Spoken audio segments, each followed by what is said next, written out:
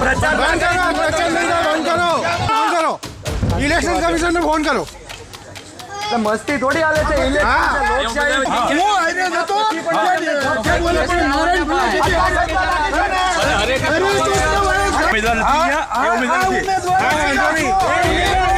दोस्तों, गुजरात में आधा चुनाव हो चुका है और आधा कल पूरा भी हो जाएगा। लेकिन जब गुजरात में आचार संहिता लागू है तो आखिर बीजेपी की तरफ से प्रचार प्रसार क्यों किया जा रहा है? क्यों बार बार बीजेपी आचार संहिता का उल्लंघन करती हुई नजर आ रही है? क्यों भाजपा की तरफ से सीधा सीधा आचार संहिता का उल्लंघन करते हुए तमाम गाइडलाइंस की धज्जियां उड़ाई जा रही है? दरअसल दोस्तों, सोशल मीडिया पर एक वीडियो काफी तेजी से वायरल हो रहा है और वायरल वीडियो में साफ देखा जा सकता है कि कैसे भाजपा की तरफ से रात के अंधेरे में नियम कानून की धज्जियां उड़ाई जा रही है। रात के अंधेरे में आचार संहिता लागू होने के बावजूद भी आचार संहिता को ताक पर रख दिया गया है। पहले आप वीडियो देखिए, फिर पूरी हकीकत आपको बताते हैं कि आखिर किस तरीके से आचार संहिता की धज्जियां उड़ाने की वीडियो सामने आ रही है और ये खुद आम आदमी पार्टी की तरफ से ट्वीट किया गया। जरा इस वीडियो को देखिए। आचार संहिता प्रचार बंद करो, इलेक्शन कमीशन में फोन करो। मस्ती थोड़ी हाले છે सोसायटी में इलेक्शन कमीशन में પ્રચાર કરો એ प्रचार છોકરાઓ આટો દિવસ રાત લડી હશે કોટા પ્રચાર કરો। આચાર સંહિતા લાગેલી છે। અરે મને ખબર છે હું આઈને નતો જે બોલે પણ નારાયણ બોલે કે હરે મોદી કરતો તો કયું હા હરે કૃષ્ણ વાળો કરતો તો હાલ ભાઈ કોઈ ઉમેદવાર નથી ઉમેદવાર નથી તો તમે શું કામ આ કરો છો? સોસાયટી કઈ છે ભગવતી સ્કૂલ ની સામે। दोस्तों, आम आदमी पार्टी यूथ विंग की तरफ से गुजरात पेज है, उस पर यह वीडियो शेयर किया गया है। वेरीफाइड अकाउंट है और इस अकाउंट में शेयर करते हुए बताया जा रहा है कि बीजेपी के जो लोग हैं वो आचार संहिता का उल्लंघन कर रहे हैं और जब वहां पर लोग उन्हें रोक रहे हैं, आम आदमी पार्टी के कार्यकर्ता उन्हें रोक रहे हैं, प्रोटेस्ट कर रहे हैं, तो उनको मारा जा रहा है, उनको पीटा जा रहा है और सीधे सीधे जो है डेमोक्रेसी जो है वो पूरी तरीके से खत्म होने की बात यहां पर वो कह रहे हैं कि कैसे जो है डेमोक्रेसी जो है वो खत्म हो चुका है। लोकतंत्र में चुनाव आयोग कहीं से कहीं तक नजर नहीं आ रहा है, जबकि लोकतंत्र में चुनाव की जिम्मेदारी जो है, हमारे देश की जो जिम्मेदारी है वो चुनाव आयोग निभाता है। लेकिन चुनाव आयोग कहां है, कहां पर सोया हुआ है, वो उसकी पूरी जानकारी नहीं दे पा रहे हैं और ना ही कोई एक्शन ले पा रहे हैं, क्योंकि रूलिंग पार्टी पूरी तरीके से लोकतंत्र की धज्जियां उड़ा रही है और जबरदस्त तरीके का आक्रोश भी इस वीडियो के अंदर दिख रहा है। इतना ही नहीं दोस्तों, एक और ट्वीट किया है। जी हाँ, एक और ट्वीट किया गया है। वो ट्वीट आप देखिए कि कैसे जो है ईशांदु गढ़वी नाम के यूजर हैं, वो उसकी तरफ से ट्वीट करते हुए लिखा गया है, जिसमें बताया गया है कि बीजेपी के लोगों की तरफ से आम आदमी पार्टी के लोगों पर हमले किए जा रहे हैं। ऐसा आरोप आम आदमी पार्टी की तरफ से लगाया गया है। इस ट्वीट में देखिए कि जहां पर ये रोक रहे हैं आम आदमी पार्टी के कार्यकर्ता, उन पर जो है हमला किया जा रहा है। दरअसल आपको बता दें कि इन ट्वीट्स के अलावा एक खबर भी है जो बीजेपी की करतूतों का पर्दाफाश कर रही है।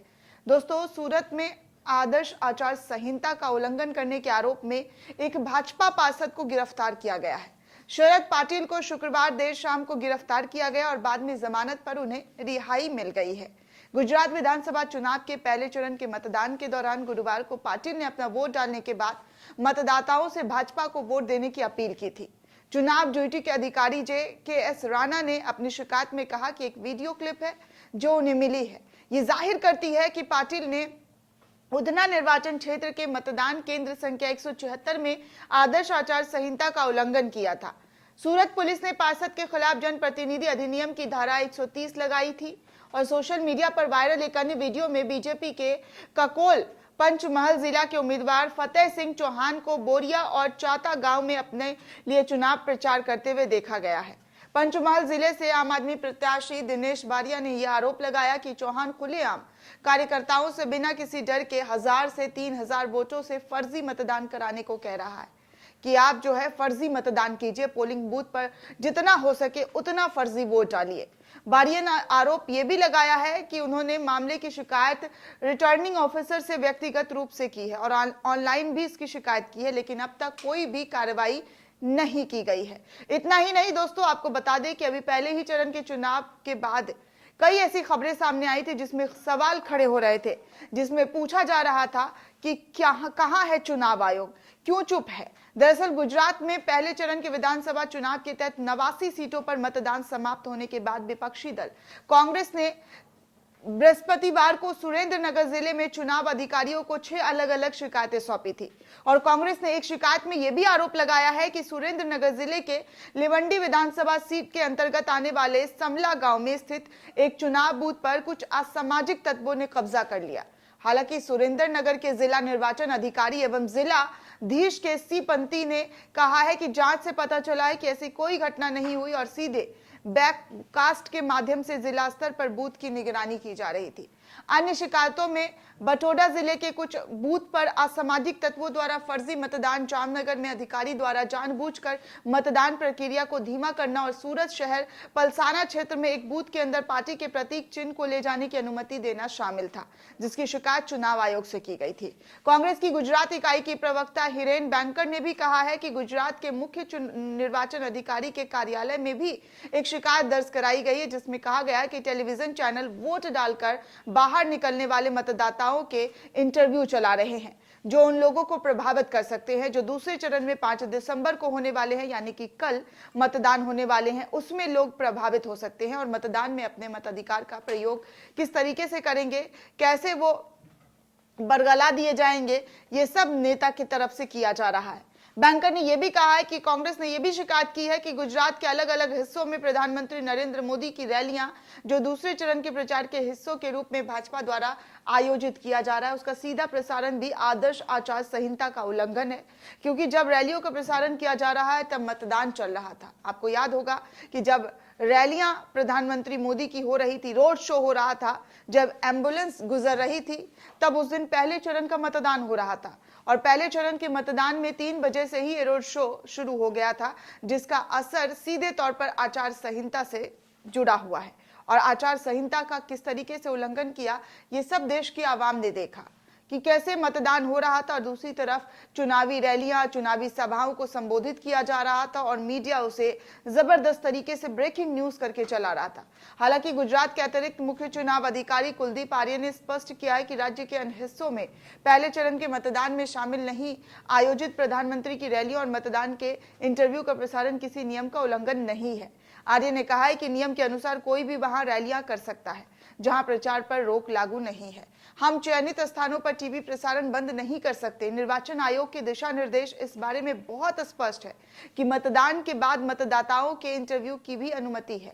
इसे चुनावी सर्वेक्षण नहीं माना जाता है। 5 दिसंबर को दूसरे चरण के चुनाव के तहत राज्य विधानसभा की शेष 93 सीटों पर वोट डाले जाएंगे और मतगणना 8 दिसंबर को होगा। ऐसे में एक से बढ़कर एक वीडियो खूब तेजी से गुजरात से भी सामने आ रहा है और उत्तर प्रदेश से भी सामने आ रहा है, जहां पर उपचुनाव होने वाले हैं। उस तरीके की तमाम वीडियो जो है वो सामने आने के बाद लोग इन पर सवाल उठा रहे हैं कि आखिर चुनाव आयोग की चुप्पी को क्या माना जाए। अब आप खुद देखिए दोस्तों कि जब आचार संहिता लागू हो गया, कल दूसरे चरण का भी चुनाव प्रचार थम गया था, लेकिन फिर भी भाजपा के लोग रात के अंधेरे में छुप छुप कर प्रचार प्रसार कर रहे थे, लोगों को इकट्ठा कर रहे थे और इसकी जानकारी खुद चुनाव आयोग को नहीं है। तो ऐसे में ये वीडियो वायरल करके पूछा जा रहा है कि निष्पक्ष चुनाव का मतलब क्या होता है। चुनाव आयोग खुद ये बातें लोगों के सामने, जनता के सामने बताए, ताकि जनता को भी पता चले कि निष्पक्ष चुनाव का जो सटीक एग्जाम्पल है वो क्या है। दोस्तों, इस पूरे रिपोर्ट को लेकर आप क्या सोचते हैं, आपकी क्या प्रतिक्रिया हमें कमेंट सेक्शन में जरूर बताइएगा। साथ ही साथ नेशन 360 को ज्यादा से ज्यादा लाइक, शेयर और सब्सक्राइब करना बिल्कुल भी ना भूलें।